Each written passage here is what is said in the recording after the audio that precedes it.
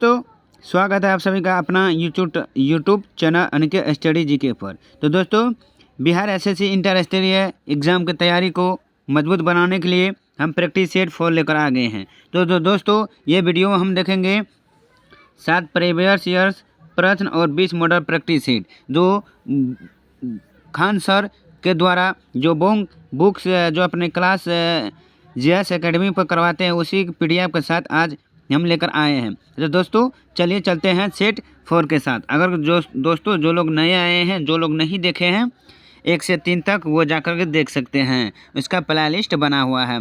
तो दोस्तों, ये प्रीवियस ईयर प्रश्न है जो बार बार पूछे गए हैं 7 सालों से। तो दोस्तों, चलिए चलते हैं पहला प्रश्न 1 नंबर के साथ। तो दोस्तों, आप लोग नए हैं चैनल पर, प्लीज़ एक सब्सक्राइब जरूर कीजिएगा और वीडियो को लाइक करना ना भूलें और दोस्तों के साथ भी शेयर जरूर कीजिए। चलिए दोस्तों, तो पहला प्रश्न है कि जोते हुए खेत का प्रमाण सिंधु सभ्यता के किस स्थल से मिला है। जोते हुए खेत का प्रमाण सिंधु सभ्यता के किस स्थल से मिला है?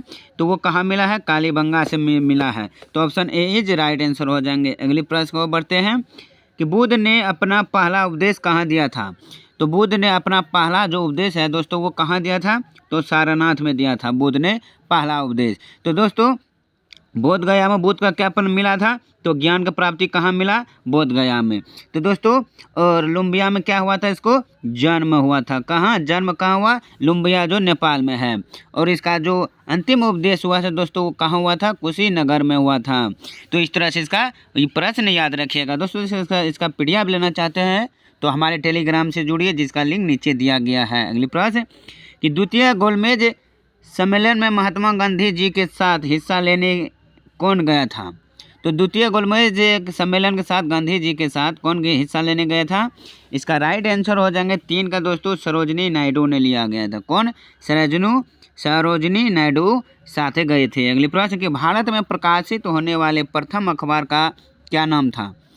तो भारत में प्रकाशित होने वाले प्रथम अखबार का जो नाम था दोस्तों वो था बंगाल गजट। कौन? बंगाल गजट प्रकाशित होने वाला प्रथम अखबार था। अगले प्रश्न कि प्रार्थना समाज के संस्थापक कौन थे?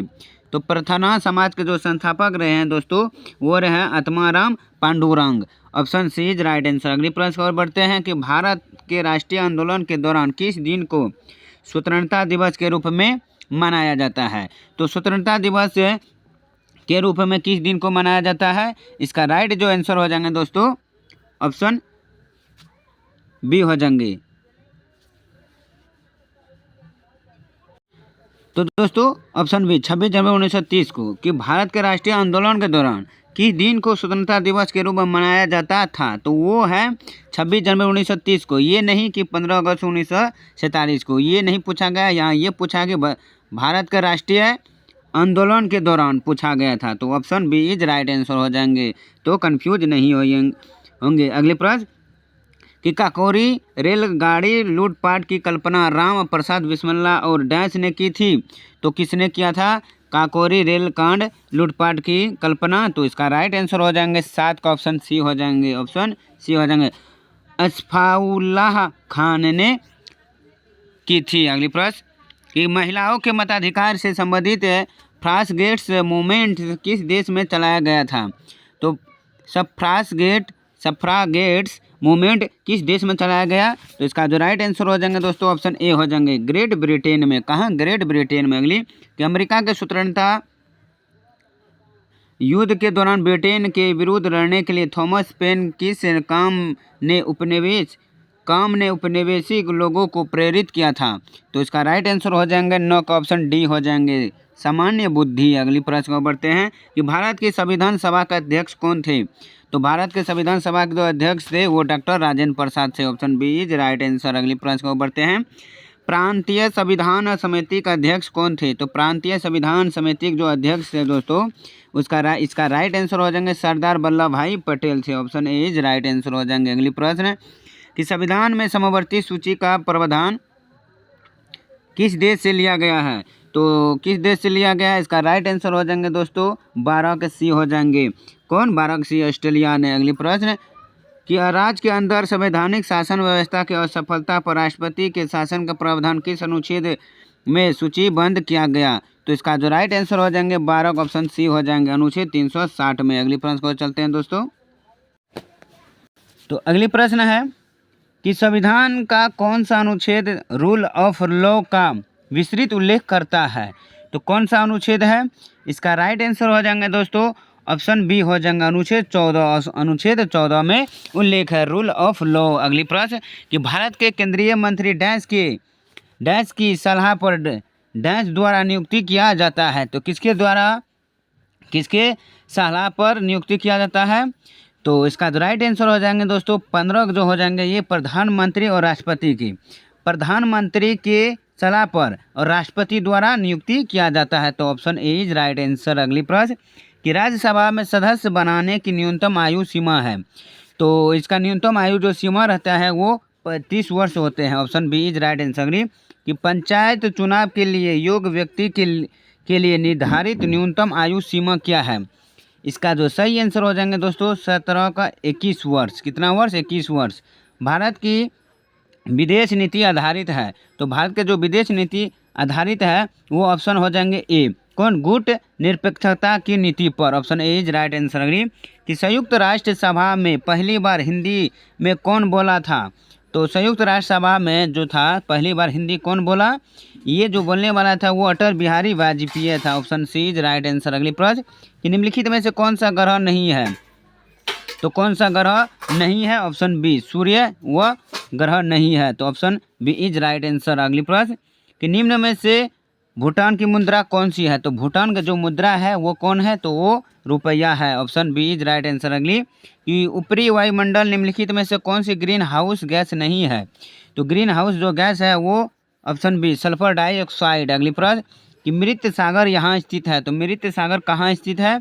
ये जो है मृत सागर वो इजराइल में स्थित है। Option B is right answer. अगली की सोमासी प्रभाव देखा जाता है मंडी सुपरवाइजर 2016 तो कहाँ देखा जाता है, किसमें? इसका जो राइट आंसर हो जाएंगे दोस्तों वो उत्तरी सागर में देखा जाता है। अगली प्रश्न कि कौन सी प्राकृतिक गैस पाइपलाइन एशिया में नहीं है?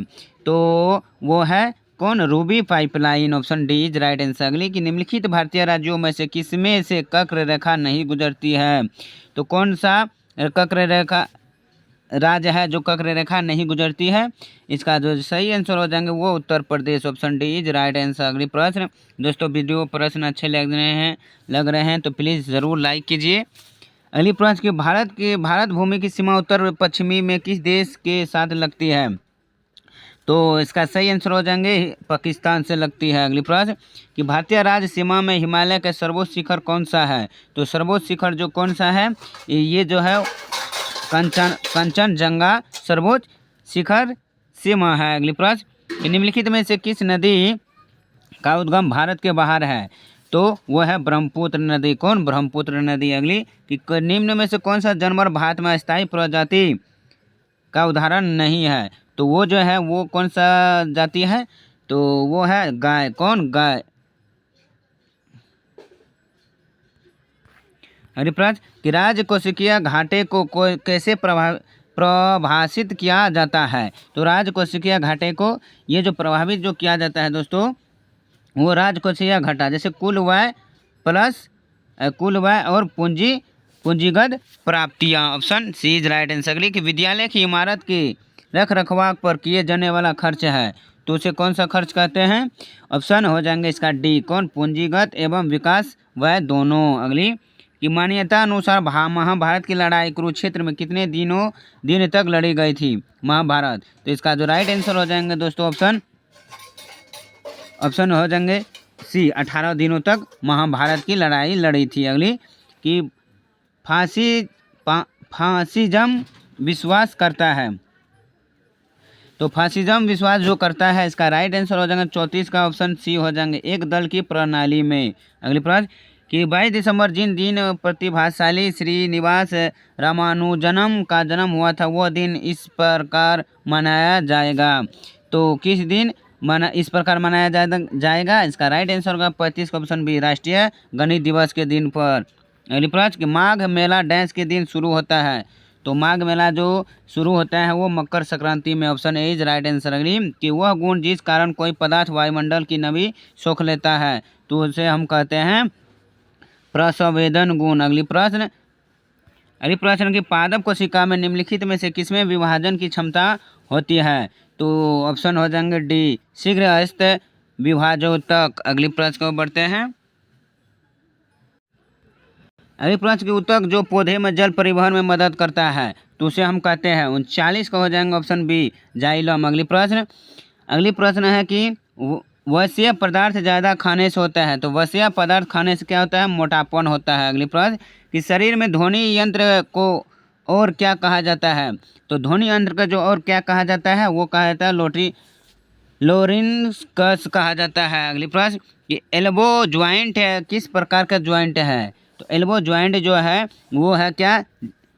Hinge joint. क्या है? Hinge joint. Option D is right है कि अगली वंशानुगत हस्तांतरण की इकाई है, तो वंशानुगत हस्तांतरण की इकाई है। इसका right answer option A gene का इकाई है। अगली कि शरीर में आयोडीन की कमी से कौन सी बीमारी होती है?